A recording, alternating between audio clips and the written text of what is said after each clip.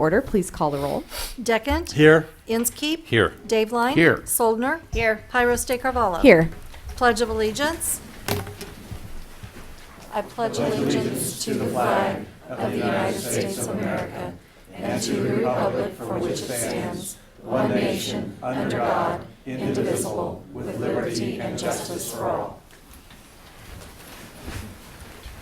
And this morning's prayer will be given to us by John Carney of First Church of God. Thank you. Good morning. Thank you. Let's pray. Our loving Father, we thank you for this opportunity to come together and begin this meeting in the business of the city in prayer before you. Father, we know that all things were ordained by you, created by you, and given to you. So we give this time to you today. I lift up our mayor, our council, our city leaders, and pray, Father, that you would guide and bless them during their deliberations and their decisions today. The Father, that your hand would be upon them.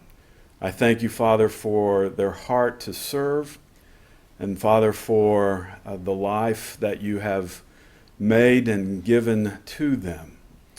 And Father, we just thank you for our community, and thank you for this time of year, the fall season. Thank you, Father, for all that you do for us. We give you praise and honor. In Jesus' name, amen. Amen. Amen. Next item, please. Item 4, proclamations.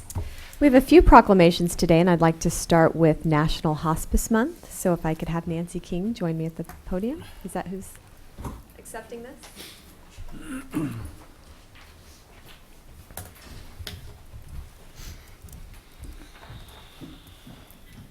Good morning. Thank you for coming. Whereas hospice services provide for an individual's medical and social needs through compassionate care complete with love, comfort, and support at the end of life, and whereas, according to the National Hospice and Palliative Care Organization, hospice agencies provided medical and social needs to more than 1.5 million patients annually, and whereas hospice services enable our community citizens to receive quality medical and social services in their home, surrounded by family and friends, and whereas hospice services strengthen the family bond and support families as they care for their loved ones at home, lessening caregiver burnout and unnecessary placement in more costly institutional settings, and whereas hospice services build upon a strong tradition of care and compassion, striving to keep families together while preserving an individual's independence and dignity in the setting of their choice, home. Now, therefore, I, Jade Pyros de Carvalho, Mayor of the City of Hutchinson, Kansas, do hereby proclaim the month of November 2015 National Hospice Month and commend this observance to our citizens. Would you like to say a few words? Sure, thank you. My name is Erin Light. I'm the executive director of our Hutchinson Gentiva Hospice office, and we're just very honored to serve this community. We ask that the mayor sign a proclamation for us so that we can honor our staff during National Hospice Month. We've served hundreds and hundreds of patients in Reno County. We've been around in this county a very long time. Some of you might remember us as Hospice Care of Kansas. We've been a very sought after company, and we just want to share that we're here and we're very honored to serve this community. Thank you.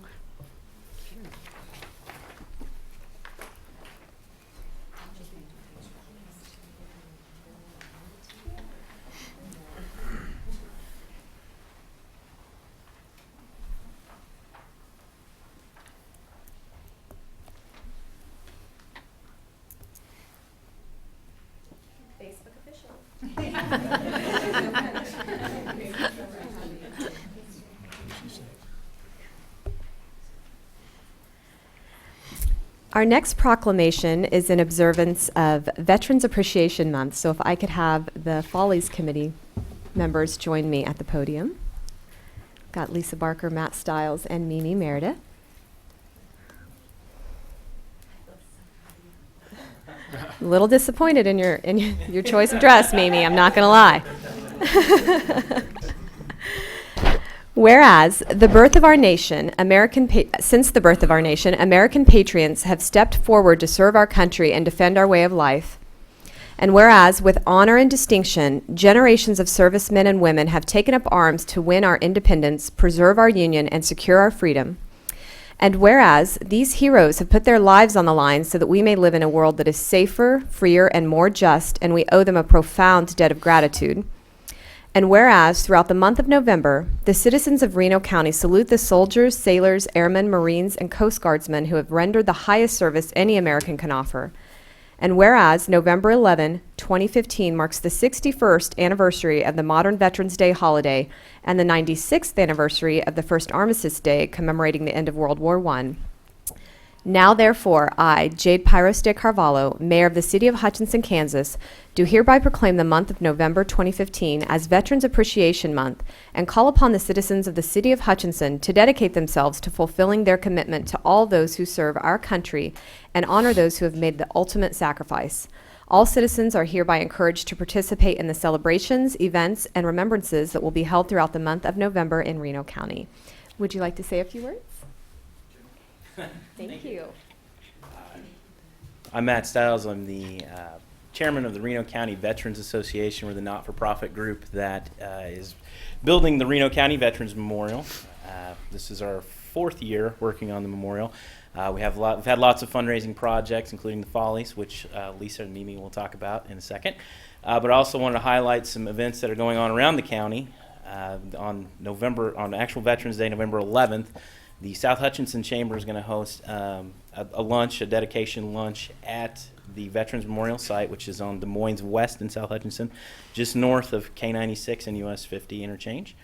That'll be an opportunity to see the progress on the first phase of the Veterans Memorial, which is basically finished. It'll be finished this week, we hope, knock on wood. Hopefully concrete sets up, but we'll also have a 5K run at the Veterans Memorial that next weekend, the 14th, and there's lots of celebrations around the county on Veterans Day. Go out there and think of that. Appreciate the time and opportunity to speak today. Thank you. Thank you, Matt. Good morning. I'm Lisa Barker, General Chairman of the Follies, and I'd like to invite you all to join us November 5th, 6th, and 7th to see the mayor and the city manager and the rest of us perform on stage and a benefit for the Veterans Memorial. This has been a year-long project. We started a year ago, October. We have 140 local people in our cast, another 80 behind the scenes. It's a wonderful, wonderful celebration of our military, and I'm looking forward to seeing you all there. Thank you. And I would also like to mention that if you are interested in purchasing tickets for the Follies to support this cause, you can get them at hutchinsonfollies.com or at the Fox box office. So you can call them. Thank you so much for all of your work on that, and thank you, Matt. Next item, please.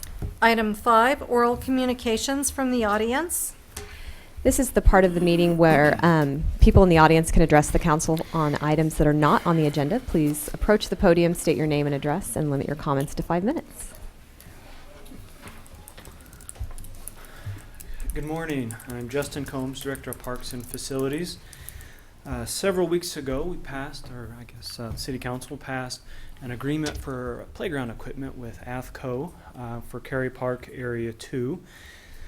This Saturday, we're going to be installing that equipment, so I want to invite everybody out. It's a community build.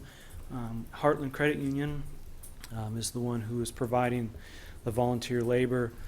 It's also, if you remember, the funds were through the Hutch Card funds, which was the credit card that city employees use as well as members of the credit union. So that community build will be Saturday from 8 to 5. We have 2 shifts, one from 8 to noon, the other from noon to 5, with a lunch break in between.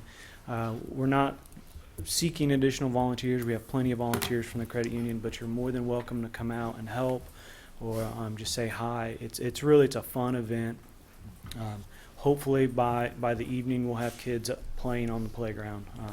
We're going to start, we've actually already started with some of the dirt work, but we'll start putting the post in and everything on Friday, and then Saturday when the volunteers show up, we'll bolt everything together and put the safety surface down and be playing on it by the evening. So again, that's this Saturday from 8 to 5.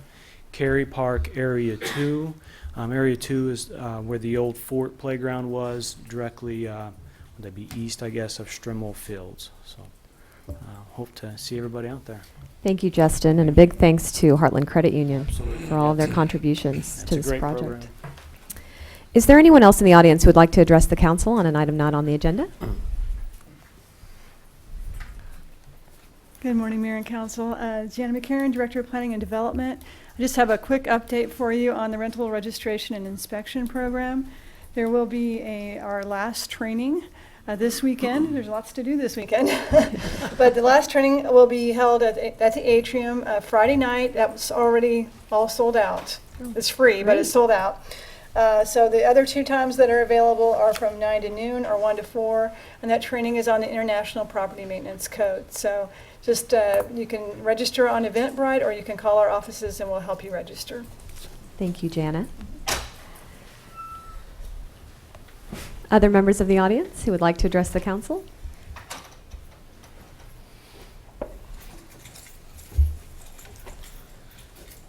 Morning. Good morning. I'm Jeff Thompson. I'm with Interfaith Housing, and I'd like to introduce, and thank you for the opportunity to do this. I'd like to introduce a team that we have in from AmeriCorps that we've had the wonderful opportunity to host. It's a team of young adults, 18 to 24, that have decided to give up a year, basically, of their time to do service works and projects throughout the country. We're one of the phases of 3 that they'll go through.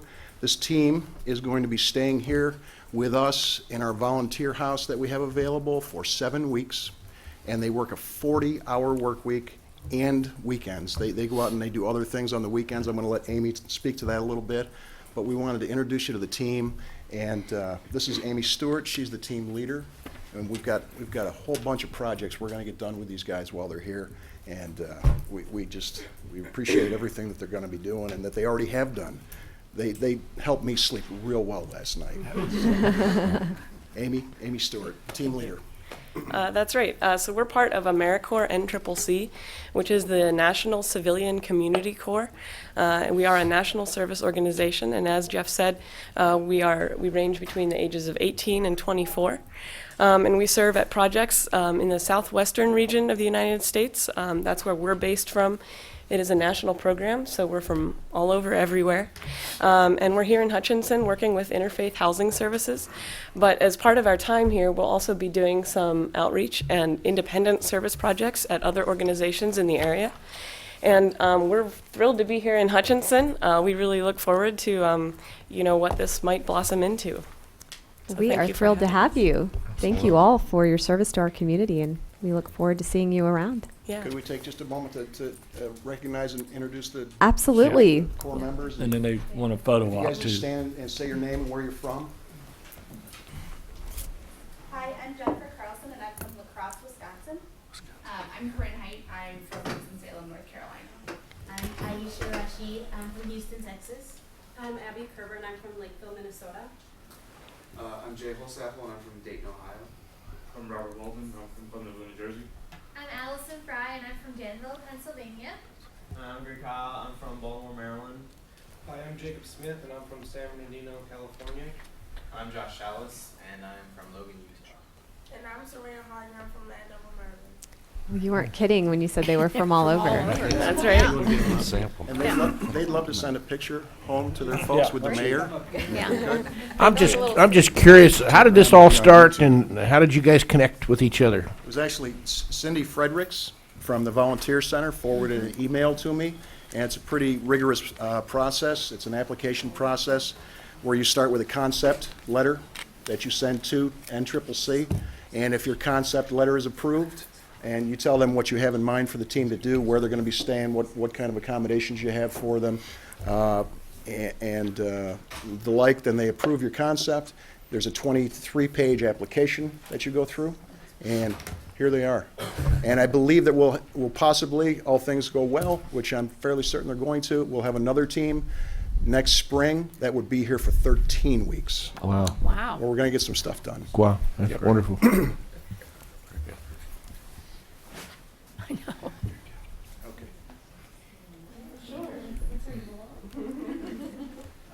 Okay, everybody smile.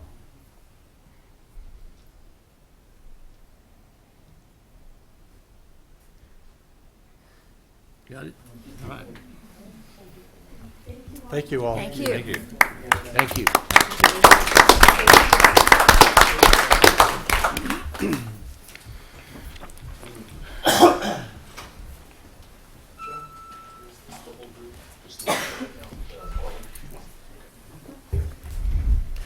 Jeff, you're not going to give them any rest? They got to go back to work now? Is there anyone else in the audience who would like to address the council on the item that is not on the agenda?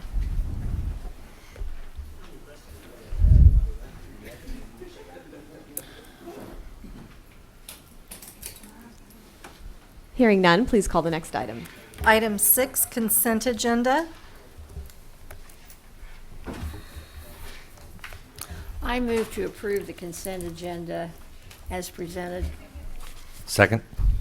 Please call the roll.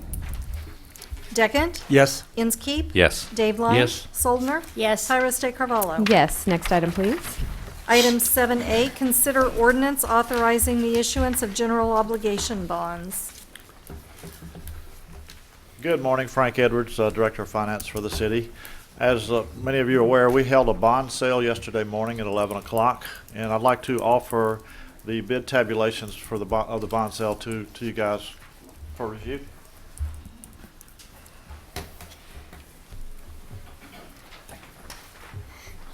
Thanks, Frank. Thank you. Got it. Thanks. Oops. Helps if you turn it right side out. Okay, what you have in front of you is we were well pleased that we had 8 institutions bidding on the bonds that we sold yesterday. Of the 8 bidders, the highest bidder was 2.136%, and the lowest bidder was 1.96%. The lowest bidder was Country Club Bank, which we've done business with before. So we're going to propose that we accept that offer. The average of the bids was 2.07%, and actually does a brief calculation. That equates to about a $37,000 a year difference in interest by accepting the lowest bid in year one. Now, that amount actually goes down as the principal drops, but it's pretty significant savings, although the interest rates look fairly close because of the amount of money. Okay?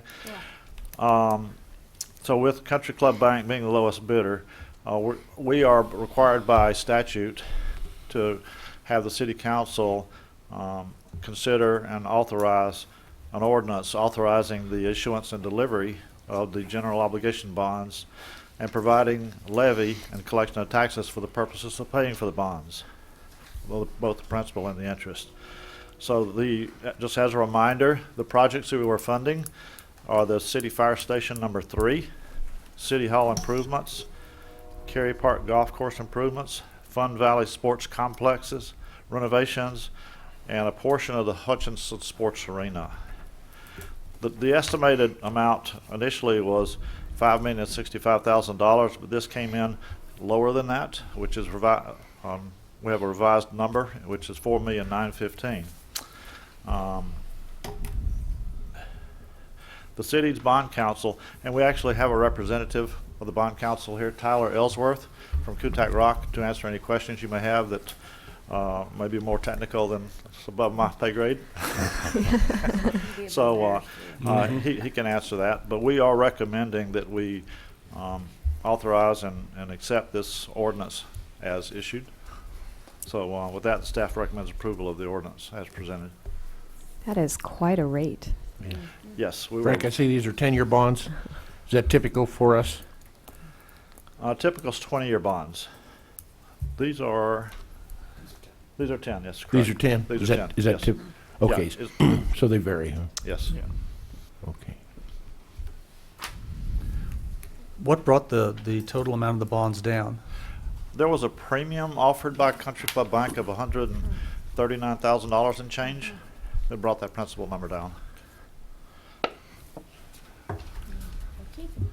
So we actually applied that to the principal.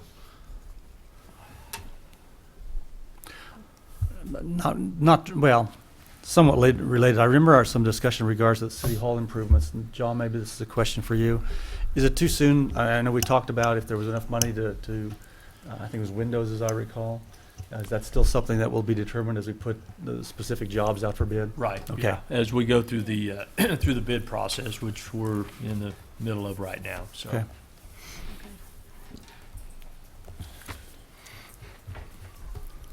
Looks good. That's incredible rate.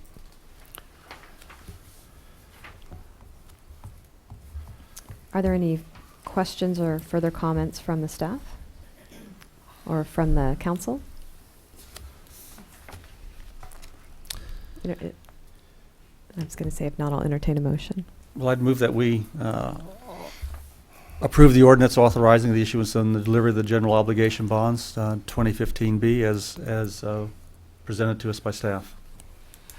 Second? Please call the roll. Deckent? Yes. Inskeep? Yes. Dave Line? Yes. Soldner? Yes. Pyrus de Carvalho? Yes. Next item, please. Item 7B, consider resolution authorizing delivery of general obligation bonds.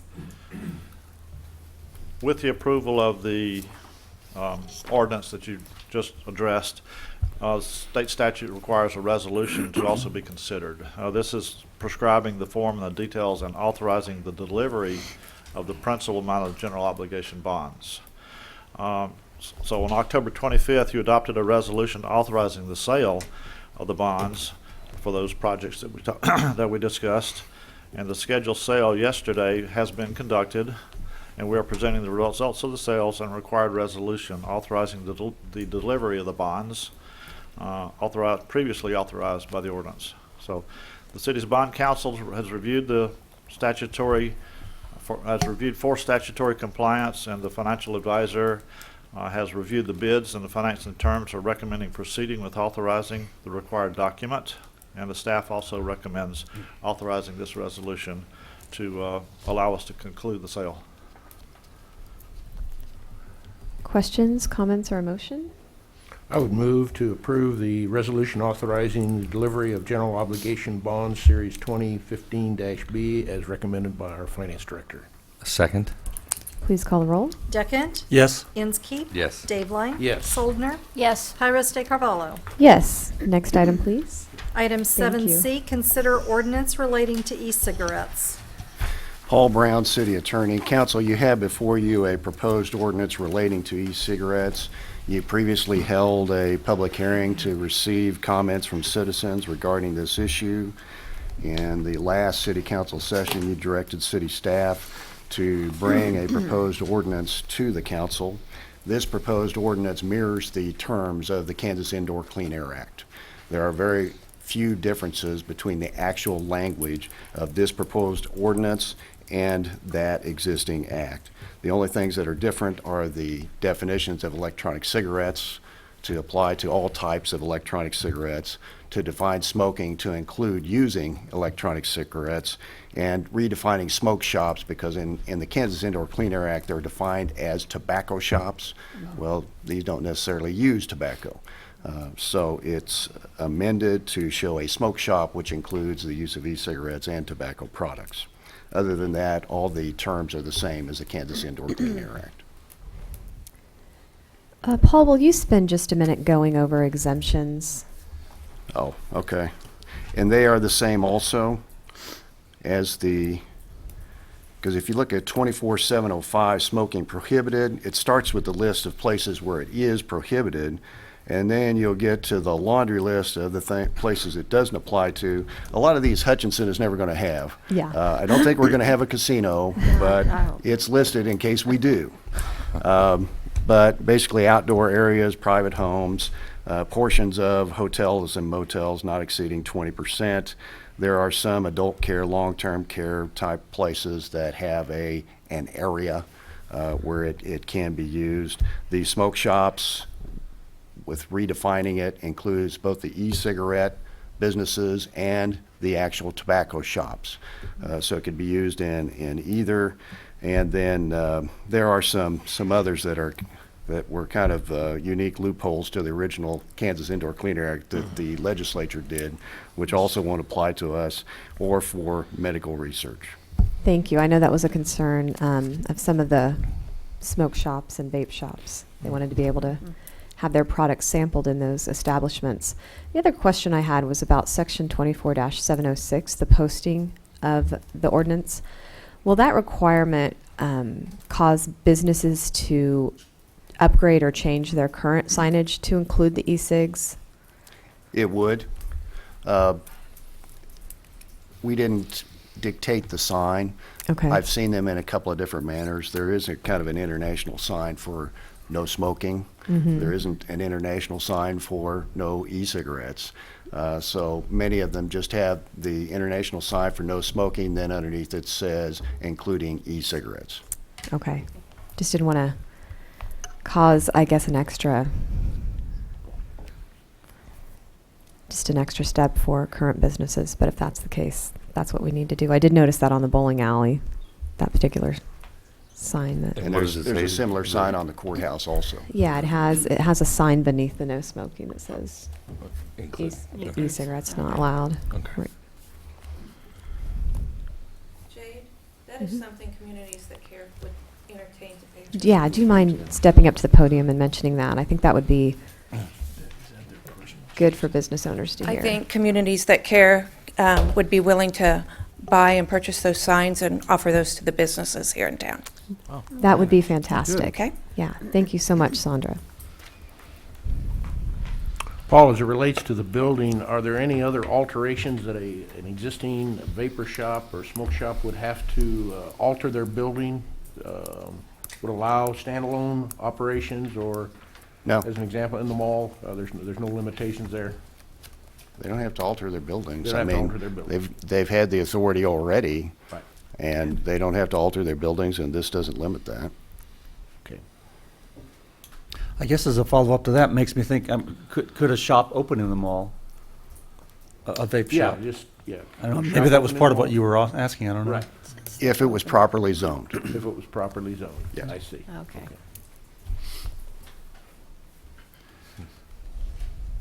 Paul, I've just got a couple of questions to clarify for me, I think primarily under definitions. What is this? 704L defines private club, and it confused me when it refers to an outdoor facility. Private club means an outdoor recreational facility operated primarily, et cetera. I guess I think of private clubs as a drinking establishment essentially, and eating. That's an and whatnot. original definition from the state of Kansas. That's the saying- state's definition, Yeah. okay. Well, that could cover like, what's the water sports club over at one of the sand pits? That's an outdoor recreational facility. And yet, would that Where- place not be, they could not allow smoking in that outdoor Oh, facility? no, I think, Well, no, wait I a think they minute. could. Oh, might it Can be, you, a can golf you course? smoke, can you smoke on the golf course? Yeah. Okay. It generally doesn't limit outdoor areas unless you're close to the door. Well, Yeah. yes, I understood that, and that's Yeah. why that one confused me. Yeah. Well, and that's just a definition of a private club, correct? It's not saying whether it's allowed or not allowed Right. until you read the wording private club within I guess that's right, okay. the regulation. Below that, paragraph P, smoke or smoking. Now, smoke shop, right below it specifically cites electronic cigarettes, tobacco products, but smoke and smoking in the paragraph above it only relates to electronic smoke or smoking. Is there someplace else that includes? Again, you. Yeah. And I'll tell you what I did. I started drafting this ordinance, and I was going to put it in here. And then there were some real practical limitations. Because when you do an ordinance, and you're going to amend a section, you have to put the entire section in your proposed ordinance. Well, that's the first 19 pages of this document. And then not only would I have to do that, I'd have to go back and retrieve all of these and amend them to show that change. So that includes all of the tobacco-related Yeah, it's already in there. limitations. I made this freestanding This apart doesn't from have this. to relate to tobacco at all because that already exists. Yes. Okay, okay, gotcha. I made it freestanding, get away from this, so. That was my next question, or that was a question I had too. Yeah. Okay. Yeah, because in the studies I did of the Kansas Clean Air Act, the thing that's preventing, well, I don't say preventing, but they have to overcome at the state level would be either redefining what a cigarette is or redefining what smoking is, or both. And like I said, that may go back to that document that you have there then. Okay. I think that's all I have. Further questions or comments? Is there anyone in the audience who would like to speak to this subject? Is there a motion? I'll move to approve the ordinance relating to e-cigarettes and amending Article 7 as presented. I'll second. Further comments or discussion? Hearing none, please call the roll. Deckent? Yes. Inskeep? Yes. Daveline? Yes. Soldner? Yes. Pyrus de Carvalho? Yes, next item, please. Item 8A, consider request for conditional use permit for an electrician apprentice school.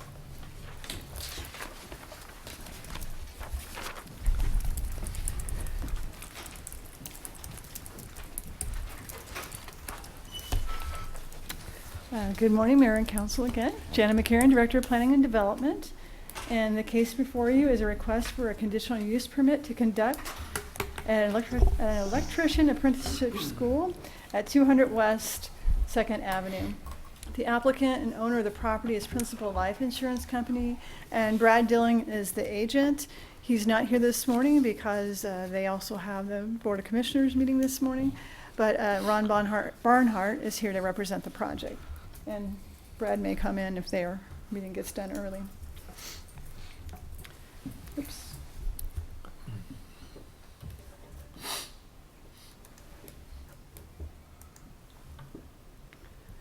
So the property is located at the corner of Adams and 2nd Avenue on the west side. It's an existing building. The zoning is C5, which is our downtown zoning. This kind of use is allowed in that zoning with a conditional use permit, which is why we're here before you. This is a site plan. It's obviously hand-drawn. Site plan of the property showing where the building is located and where the parking is located. The applicant will not have to do very much to meet our requirements, but they will have to install a little bit of landscaping. And this is their landscaping diagram here. I have a few photos of the building. You're probably fairly familiar with it.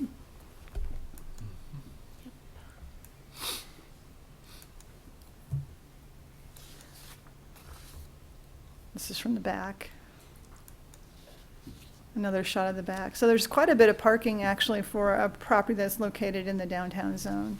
A lot of our downtown zone buildings don't have very much parking.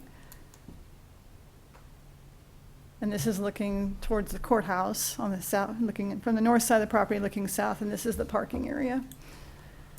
The Planning Commission held a public hearing on October 20th, and they recommended approval.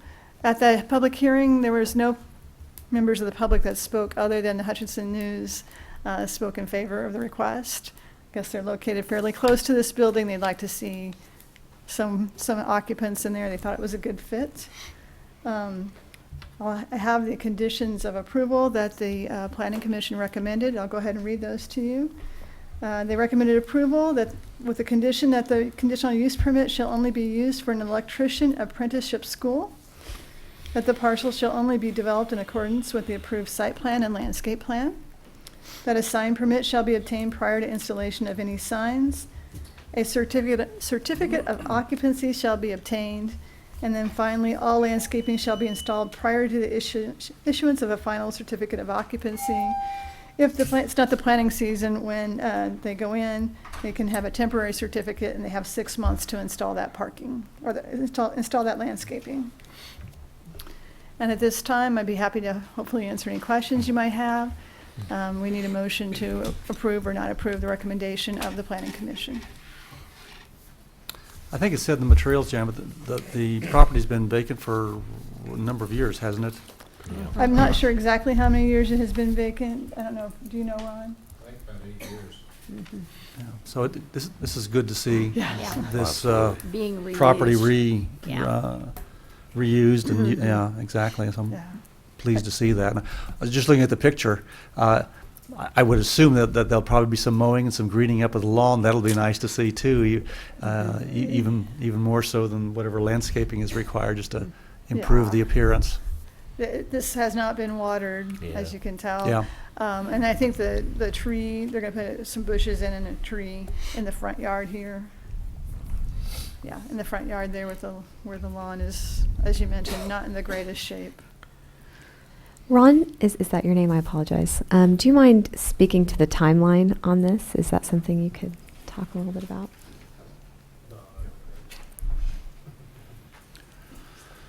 I'm Ron Barnhart.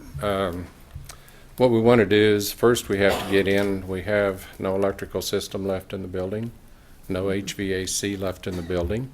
We've got doors, windows, and a roof, and that's it. So we're going to go in. We've got to get a engineer, architect, design our drawings, get them approved.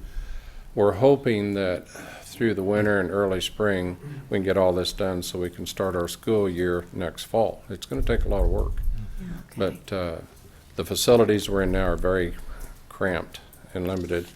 This is a program between the electrical contractors in the Hutchinson area and the electrical union. So it's a joint agreement. It will be we have a trust fund that handles all of this. So it's a joint agreement between labor and management that's going to do this and own the property.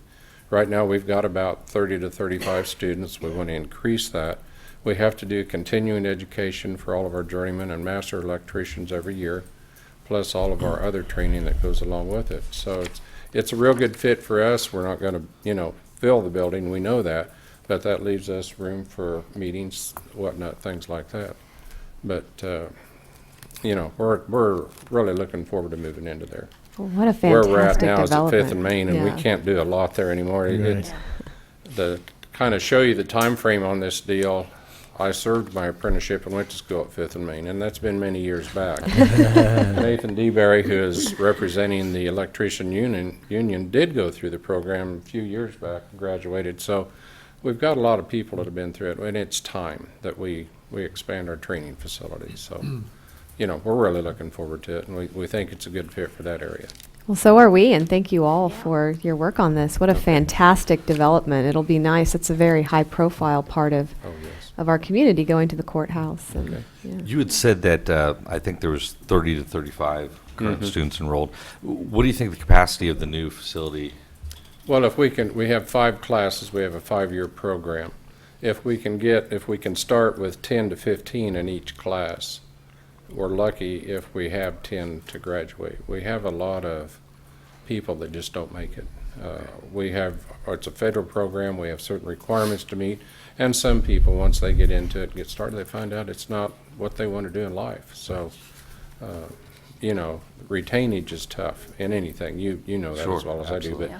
But your labor pool is so big. But these guys get trained. They get their licensing and everything done. They can travel the United States and get in another union somewhere and go to work. Good living wage, good working very job, much so, absolutely. yes. Yeah. Ron, where do most of the members of the school, the class come from typically? Hutchinson, McPherson, Salina. We draw from those 3 areas mainly. We have, everything's held here right now. Right. But it will continue to be in Hutchinson. But it's tough to draw a lot of people. Well, and with a nicer facility and larger facility, I Very think much so. you'll That'll draw. help. even more That'll so. be a big draw. Be a boon for Hutchinson, yeah. Okay. Terrific program. All right. Thank you, Ron. Congratulations, Thank you betcha. Are there further questions or comments from the council? Question. Condition 1, the conditional use permit shall only be used for an electrician apprenticeship school at 200 West 2nd Avenue.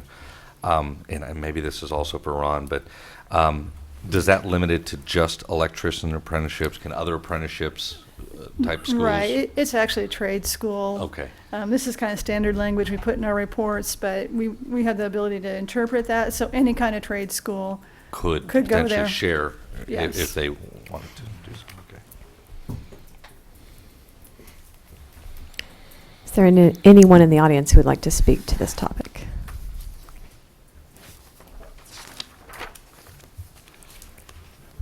Adam Stewart, Hutchinson News. I just would like to clarify, when I spoke at the Planning Commission meeting, it was not an official capacity with the news. I was just relaying that the people I had spoken to at the news liked hearing that something was going to be done with the property. Okay. Okay. Thank you, Adam. Now, how do you report that when you?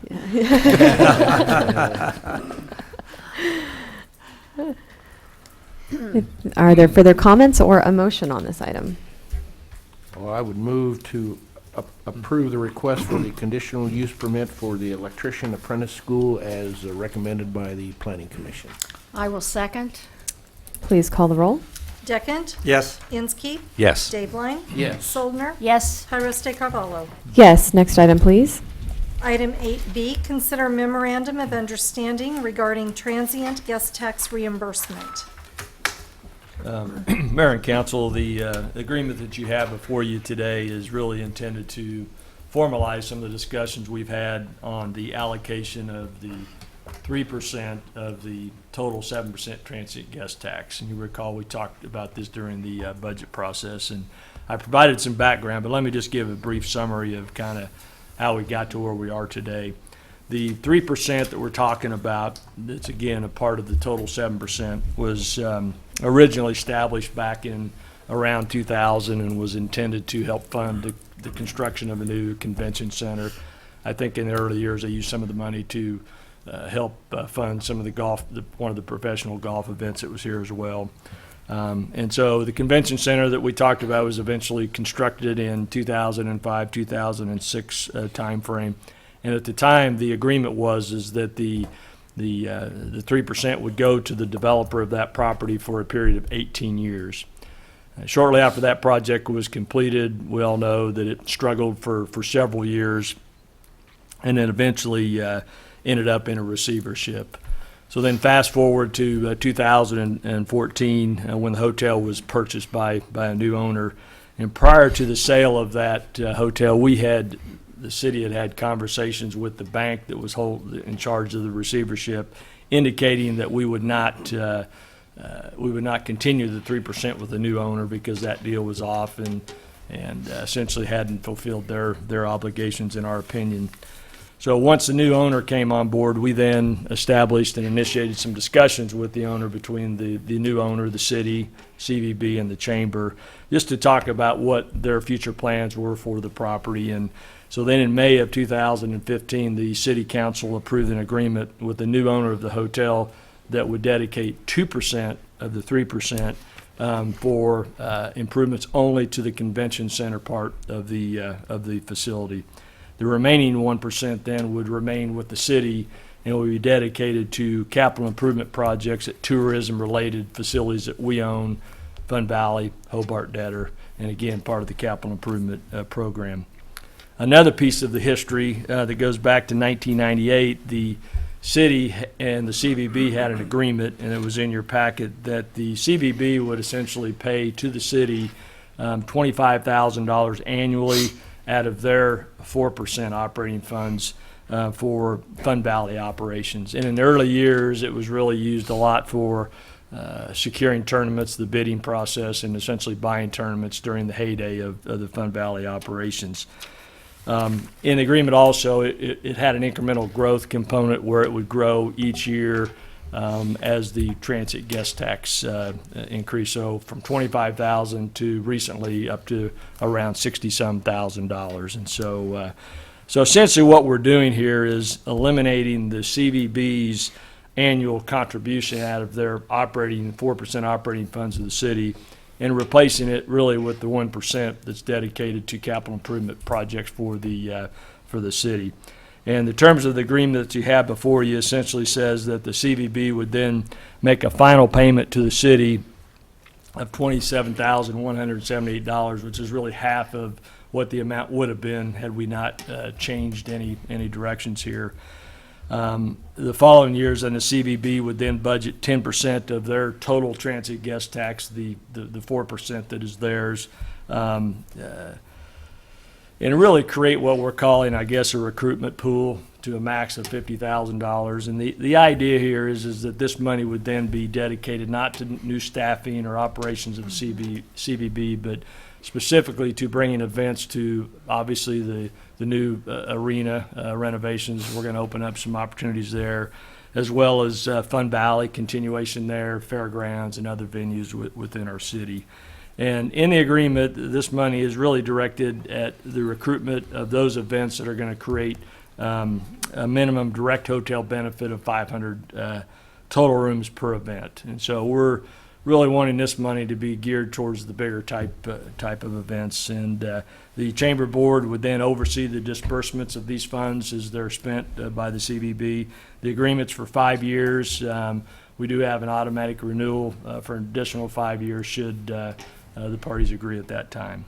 So with that, I would be happy to address any questions. Again, there's a lot of history to both pieces of this CVB, or the transit guest tax, and I think we're maybe getting it back in a direction that it really needs to be. So with that, answer any questions. And Holly Liker from the CVB is here should you have any questions for the CVB. John, in the venues that were listed and that you mentioned, Memorial Hall wasn't mentioned. Was that just, I mean, is it included by just referring to it? At the same time, it may not draw an activity that would hit that 500 that you talked about. Yeah, I realize there are any number of things with Memorial Hall. Right. But I just struck me that particular venue was not present in the list. And certainly it would be a part of any recruitment effort if it could host an event like that. The other side of it too is that our discretion is the 1% that we have for capital improvements on tourism related. The question there would be, is that facility really provide the tourism impact that maybe a Fun Valley or Hobart Netter would with some of the athletic tournaments and what have you. So I don't think it would be not included in this conversation as we go forward. I've got a kind of an unrelated question to your outline for the MOU. It really relates to the 2%. I'm just curious as to whether or not you all have been able to determine any measurements in terms of what has been done out at the hotel itself, in terms of, I know the 2% is dedicated to the convention center, but do you have some sense of what they have initially done to not only the convention center, but also the upgrade of the rooms? Right, and in our agreement, and I don't have that in front of me, but there was some stipulations in there that for us to continue that, there had to be significant work really determined by the council that they're making progress on the other part of the equation, which is the rooms and the facility aside from the convention center. And they really have done a lot. If you've been out there recently, now I think they're on the south side, and they'll have all the exterior doors all enclosed, and so that entire structure now, instead of the old school entering hotels from the parking lot on the backside, it's all been enclosed. They all have individual heat and air systems now, which was one of the big issues we had for many years. I think some of us had an opportunity to tour some of the rooms and see some of the improvements that they're making, and the most recent drawdown of those funds they had was around, I believe it was it around $100,000 for a total replacement of all the air conditioning units for the convention center side. So they've done that, completed that, and that was again a needed improvement. That facility's aged, and actually some of those air conditioning units weren't replaced when that project was completed, but again, they're dedicated to the convention center side. So I think there's been some progress. Again, it's hard to, that hotel's been around a long time, and we all know how those projects are around the country, that it's hard to take an aged facility like that and make it look like a Grand Hyatt. It's just really difficult. So, but I think they're making those efforts, and just the outside appearance, I think, looks a little better, obviously, than what we've experienced out there in the past. There's still a lot of parking lot issues and just continued issues with guests, and make sure that their stays are good, because that's the typical issue with conventions. Issues we've had in the past is how they've been able to handle that side of it. It hadn't really been the convention space, the food area there, but really the overnight issues. Thank you for that update. So we'll continue to monitor that, and the agreement does allow us to pull out of that deal should we not see continued progress made there. Yeah, if the continued progress is anything like when we did tour it, it was a marked difference between the portions of the hotel that were still on the old air system versus the new. The musty smell was gone. The fresh paint on the walls, so to speak, and carpet and all that really made it nice. And I understand also, I hadn't thought about it, but the closing off of the exterior doors was also a security issue. Right. That's been solved by doing that as well. Exactly. So, very good. I guess, I'm sorry. Go ahead. Go ahead, Steve. I was going to ask, just with regards to, and it's my own naivete, but events that would draw 500 total rooms, and maybe this is a question for Holly, what kind of groups are we targeting for those type of events that would draw that kind of a room capacity? That kind of can vary. Sporting events, I know John mentioned the sports arena, Fun Valley, sporting events. It can also be larger events that can happen at the fairgrounds. Okay, like some of the ag events and stuff like that. Yeah. Okay. And just to clarify, because I think Councilman had a question about the 500 rooms, and that's really total rooms for a week. So it's not 500 per night. Yeah, for the extent of the event. Yeah. So It's different. 500 Yeah. per event. It's true. 3 nights times whatever. Okay. Sure, that's the valid. room nights. Okay. Yeah. How Because- Go ahead. How frequently do we have those kind of events now that might hit 500? It varies depending on the year, depending on the timeline. Events are bidding out, and we're working with them, for 2017, 18, 19, and on. So it just kind of depends on the time of year, what's happening, how these events are rotating across the country. I don't have numbers with me right off the top of my head, but I can get you some numbers if that's something. Like the NJCA basketball tournament would be, I'm sure, more than 5. That would be an event that we have now. I'm not sure what others are out there of that size, but A couple of years ago, there was 3 significant national ag-related ag shows at the fairgrounds. Yeah. That Drew that kind. Drew that kind. and the state fair too. So Yeah, can't forget the fair. That actually knows that many, huh? Yeah. So, John, I don't know if you can clarify or if Holly can, but essentially, even though the agreement is with the CVB, the chamber board will be dictating the expenditures, will be approving from that 10%. They essentially they'll provide the oversight. Okay. The CVB has its own advisory board. The agreement actually is with I guess it's with the Greater Hutchinson Convention Visitor Bureau, which is operating under the Chamber of Commerce. But Okay. the plan is that the Chamber board would actually just oversee and make sure those funds are being spent accordingly. And then Okay. the agreement also provides, I think, an annual report of how those funds are spent. So. Great. So you mentioned that expenditures wouldn't be used for personnel. Right. So is it marketing mostly, trade shows, things like? A lot of it will be used towards the bid fee that is Yeah. attached to the event. Okay, I see. Some of these events Okay. require you to I did not contribute realize that. $10,000 or It something. varies by event, by organization. Some are a couple $100s, some are a few $1,000s. It just Just to really, make a bid. Yeah. right, and it just really varies on the organization and what the event is. Okay. And the expense of going out and recruiting these Recruitment events of and the- being at shows and what have you. So Great. just anything related to that, just not, Just not hiring Additional another people, person. Yeah. Yeah. Well, there is enormous potential with our new facility, Yeah. Yeah. our newer upgraded facility at Sports Arena, and I'm looking forward to yeah. seeing more of those events come to Hutchinson. I might also ask too, are you encouraged with the advancements at the hotel, the atrium, because you're marketing it, you're trying to sell it. Is it living up to what you were hoping? They've, like John said, they've made tremendous improvement. And the issues that we've heard in the past as far as the air conditioning and heating problems, I think that the individual units in the rooms will really, really help that. How about the hot water? I'm looking forward to upgrades to the convention side, plumbing, Yeah.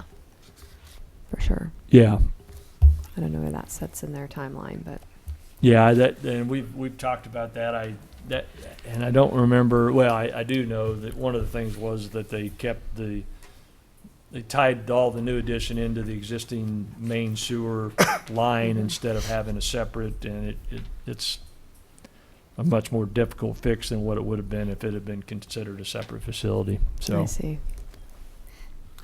John, do we already have a pool from that 1% that we've been collecting? Kind of yes, set aside? we do. So And I meant to tally that up for you, and I don't recall what that is, but we allocated $100,000 out of that, but we ended up, I think we had close to 300 at one time.